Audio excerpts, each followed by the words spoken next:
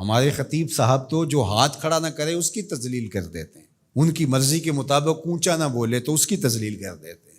وہ کہتے ہیں کہ یہ میرے ساتھ اونچی پڑھو اور اونچی پڑھو اور اونچی پڑھو، ٹھیک ہے پڑھ لیں آپ، مجھے اس سے اعتراض نہیں ہے، لیکن ایک ہاتھ کھڑا کرو پھر دو ہاتھ کھڑے کرو تو پھر جھوم کے بولو اور یہ سب کچھ، چلو یہ چیزیں از خود پیدا ہو جائیں تو اچھی بات ہے۔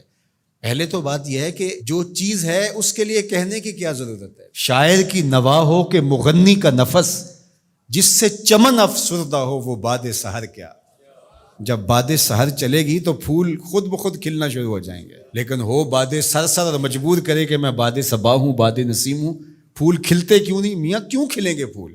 اب دھکے سے پکڑ کے پھول کھلائے جاتے ہیں تو وہ پھول کھلتے نہیں ہیں، وہ پھول مسخ ہوتے ہیں۔ تو اس لیے اس فکر کو سمجھنا چاہیے کہ لوگوں کے ساتھ گفتگو کے اسلوب کیا ہیں۔ قرآن ہمیں اسلوب سکھاتا ہے، قرآن ہمیں قدم قدم پہ رہنمائی کرتا ہے کہ کسی کی تذلیل کرنا، مذاق کرنا، تمسخر کرنا، ٹھٹھا کرنا، عزت نفس سے کھیلنا، یہ جاہلوں کا شیوا ہوتا ہے، یہ اللہ کے بندوں کا شیوا نہیں ہے۔ حضور کی طبیعت میں شگفتگی تھی، حضور کی طبیعت میں مزاح تھا، تو مزاح جائز ہے، مذاق جائز نہیں ہے۔